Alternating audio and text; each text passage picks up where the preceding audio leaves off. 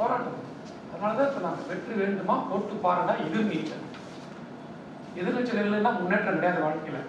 முயற்சி இல்லைன்னா முன்னேற்றம் கிடையாது. முயற்சியை கைவிட்டாங்கன்னா கஷ்டம். யார் சொன்னா? ஐன்ஸ்டீன் சொன்னாரா? எடிசன் சொன்னாரா? என்னை என் முயற்சி பல முறை கைவிட்டதுண்டு, ஆனால் நான் முயற்சியை ஒருபோதும் கைவிட்டதில்லை. யார் சொன்னா? எத்தனை பேருக்கு வந்திருக்கு? அதான் சொன்னேன், தெரிஞ்சுக்கலாம், கற்றுக்கணும்னு. சரியா?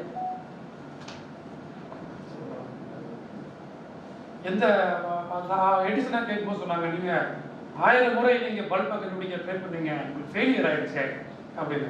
இல்லை இல்லை இல்லை, எனக்கு ஃபெயிலியர்லாம் ஆகலை.